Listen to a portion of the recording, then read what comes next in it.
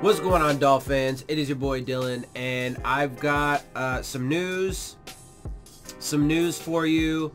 Some Dolphins news. It's actually related to the open offensive coordinator position. We have hired somebody. Before I get to that, though, I just want to make quick mention of the fact that the Browns have not only fired their head coach, Freddie Kitchens, but they have also fired their GM, John Dorsey, as well. So just wanted to throw that in there just real quick because, again, you know, the Browns are the best example that people use as far as football goes, besides, you know, examples from basketball and baseball, as to, you know, the blueprint, etc., and why and how, you know, the Dolphins are, you know, can be successful and so on and so forth. And so, you know, it's what we have to look at as an example. So, you know, gotta give you the facts on how that's going. Anyway, so as far as the Dolphins go, there are reports out that the Dolphins have chosen an ex-NFL head coach, Gailey, as their new offensive coordinator one day after relieving Chad O'Shea of his duties. Ian Rappaport and Tom Pelissero of NFL Network reported the news on Gailey, who coached the Dallas Cowboys from 98 to 99 and the Buffalo Bills from 2010 to 2012. He amassed a 34-46 record over 5 seasons. So real quick, we'll stop there. I mean, that's not particularly great, right? He got the 2 places that he had a head coaching job, he got fired after 2 seasons, and his record was only 34-46. So, you know, being fair, that's not particularly great. I do know, you know, Gailey is I recognized his name, certainly when I, you know, saw the headlines or whatever. Obviously, I mean, I hadn't heard, you know, anything about him in a while, and that's obviously because he hasn't done anything in a while. He was retired, apparently. From Ian Rappaport, he had tweeted out, the Dolphins moved on from offensive coordinator Chad O'Shea, who impressed late in the season when Fitz took over, and are hiring Gailey, an original spread offense maven who takes this offense in a non-Patriots direction. Gailey will run the show and tutor whichever new quarterback comes in. So from that, so look, I mean, I can personally understand that. I mean, look, at the end of the day, right? So when it comes to these coaching changes, the primary reason why I think it's stupid and silly is because you are now ensuring that in the second season of this so-called rebuild or whatever, not only do we have to hit on the entire draft, not only is there going to be massive roster turnover and thereby, you know, creating another young and inexperienced team, what have you, in the 2020 season, not only are you expected to have a new quarterback, you know, a new young quarterback, although, you know, they said that they don't have to necessarily take one in 2020. Sure, that's the case, but they likely will. So, you know, you have a new quarterback, but now you're going to have new coaching staff personnel and a new system, a whole new offensive system. So now you're going to have a group of young and experienced guys, etc., that have to learn a brand new system yet again. Having that part of building consistent winners and a consistent franchise is, you know, having consistency within your personnel. That means on your roster and in your front office and in on your coaching staff. So making those changes just throws more, you know, shit into the fucking cogs, right? And it just it creates more, you know, chaos or whatever, right? And more changes. The, you know, change can be good, but not necessarily always, right? Like you need to give, I mean, because look, at the end of the day, he's the one that put that coaching staff together. And then he fires his offensive line coach a week into training camp. After the season, now he fired the new offensive line coach that he put in. And the offensive coordinator, the safeties coach. Now you're making all these changes. Have some continuity and consistency. Let it build and develop instead of making so many changes, right? That's part of the reason why I had a problem with the purge of the roster. Like you can't expect to have success if you're going to change so much so often. And again, like I didn't actually even necessarily disagree with the coaching staff choices that were made. I actually gave them credit for having put together, you know, a coaching staff of people. And then of course they lost Jim Caldwell because of health issues. So that's 4 coaches now just within the first year. Caldwell, I'm sorry, 5 coaches. Caldwell due to health injuries. I forgot who the offensive line coach, I forgot his name, you know, already, but that was there before. Dave DeGuglielmo. That's 3. Tony Oden and Chad O'Shea. Within the first season, you've already fired 5 coaches. I mean, okay. And now, okay, you know. But I do get, and look, I'll say the one area that I probably worry about the least personnel-wise on this roster is probably wide receivers. I think that might be the area where they have the most availability, right? But that's also because Devontae Parker kind of came on. He had a breakout season, so he's included in that. Jakeem Grant, he's got, you know, this injury history now, which is a bit concerning. Him and Albert Wilson, but you know, you got those guys. Preston Williams looks to be a good compliment. I mean, we'll see. You have Alan Hearns that you gave a contract extension to. I mean, there's definitely some potential there. I mean, we'll see how it, you know, meshes together. I mean, especially now they're going to have a new offensive coordinator and a new system. But that could help them because apparently, you know, Gailey is a spread offense kind of guy. So that's, you know, we'll see how that plays out.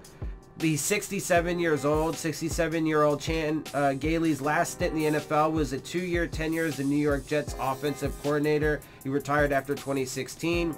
Gailey has 43 years of coaching experience at the professional or collegiate ranks, beginning with a stop in Florida as a graduate assistant from 74 to 75. He was also a college head coach for 9 years, going 68 and 43, so that's better, for Troy State, Samford, and Georgia Tech.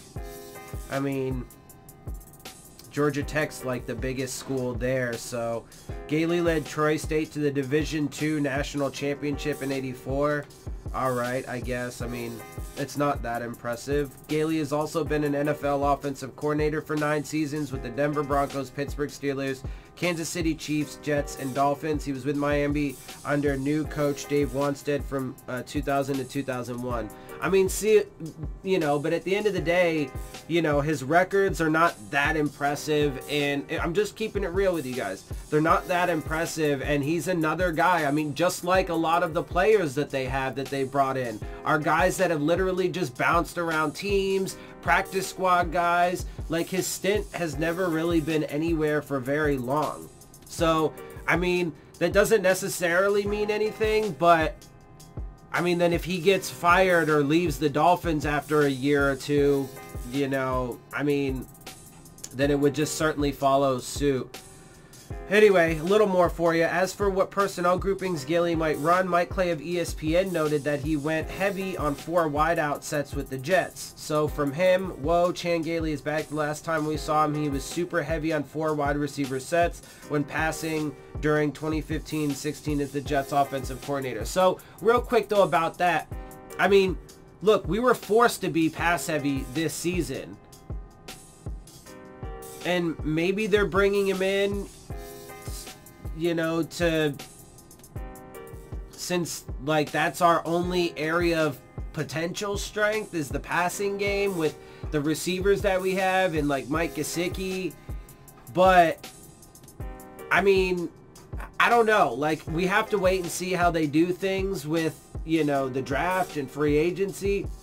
But is that like, are they saying like, okay, we're going to bring in a guy who is, you know, loves to use a bunch of receivers because that's all we have, and we're not really going to worry about, you know, like maybe, I don't know, strengthening the offensive line and, you know, having some running backs that are adequate that can like provide us with a run game? Like, are they going to ignore that and then just bring in somebody who can focus on like the potential strength that we have?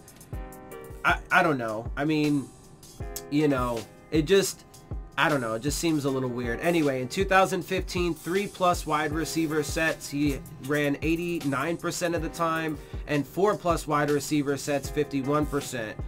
In 16, 3+ wide receiver sets, 86%, and 4+, 46%. Perhaps circumstances will change with different personnel and a new head coach in Miami, but what's all but certain is that Gailey will be working with a new franchise quarterback. Ryan Fitzpatrick excelled as the Dolphins starter at the end of the year and led a team expected to be at the bottom of the standings to a respectable 5-4 finish. However, the 37-year-old Fitzpatrick is finishing his 15th NFL season and is not committed to another campaign. Alabama quarterback Tua Tagovailoa is the popular choice in many mock drafts to land 5th overall to the Dolphins, and Matt Miller, Bleacher Report, placed him there in his latest regular season list. We'll see where the Dolphins go soon enough, etc., etc., etc. So, I mean, we'll obviously keep an eye on that, but as it stands right now, Chan Gailey is the new Dolphins offensive coordinator. I mean, you know, like I said, from my perspective and just based off of his record, I mean, you know, look, I think it's silly for them to, you know, like, I get it, right? Like, I get it with, you know, the offense was pretty disappointing overall, but Ryan Fitzpatrick did provide a little bit of a spark. They did have some trending up at the end. You do have a group of wide receivers that has some potential. I don't know how good they're going to be yet. It's certainly way too soon to say, but they do have potential. We'll have to see if, you know, like Albert Wilson's even back next year. We're going to have to wait to see what the quarterback situation's like. We're going to have to wait to see what our offensive line's like, etc., etc., etc. And so, to me, having just some consistency, I mean, just keep the, I mean, you chose him. You chose those coaches. And, you know, you touted them as this, you know, superstar cast, and so did the media and everybody else. So, just why not, like, at least have some, don't make it that much harder on yourself, you know, by ensuring that now you have to have an entirely new system. Why not just build off of what you have and go from there? Give it a few years and see if it works, and then maybe, you know, make some changes if absolutely necessary. But it like wasn't even given a chance, and I think the change in the flux is only going to make things harder. And, you know, I mean, I read you what his you know, records were and how many places he's been and so on and so forth. So, you know, I mean, I do think, you know, maybe he can utilize the one potential strength that we have on the offense. I mean, we don't have a strength anywhere else. It's not the quarterback position or the offensive line or the running backs. You know, tight ends, we have one, and, you know, he's trending up, but that's really about it. We certainly need some more help behind him in depth for sure, in case, God forbid, he gets hurt. You know, so the wide receivers is the one potential strength on the offense. But that's, you know, again, we don't know if Albert Wilson's going to be here. Him and Jakeem Grant have, you know, some significant injuries for that position. Preston Williams just tore his ACL. That's a significant injury for that position. So, I mean, he can certainly come back and do well, but I don't know. There's a lot of mystery. It just, to me, it doesn't make sense, and all it does is just make things a lot harder on yourself. So, and you're bringing in a guy that's just like he just came out of retirement. He hasn't coached in a while. He's just, you know, he obviously wasn't particularly successful in any one place because, you know, throughout his entire career, whether it was college or the NFL, I mean, I just read it to you, you know, he was in like one place for like 2 years on average before he ended up going someplace else. His record in the NFL wasn't, you know, particularly good. It was, what, 43-67 or something like that. His record in college was better. It was like the opposite, but, You know, it's not overly impressive. Not to say Chad O'Shea was either, but again, having that continuity, at least now you don't have to learn an entirely new system in the offseason and make things more difficult. Anyway, whatever. That's my perspective. I hope you guys enjoy it. I hope you guys enjoy my videos. If you do, make sure you hit the subscribe button. Make sure you hit the like button. Make sure you hit the bell if you want to get the alerts. Share my channel and videos with your friends and family. Leave your questions, comments, and concerns down in the comment section. And of course, as always, make sure you follow me on Twitter at Dillon Tartaro. And with that, I am out. I'll see y'all soon. Fins up.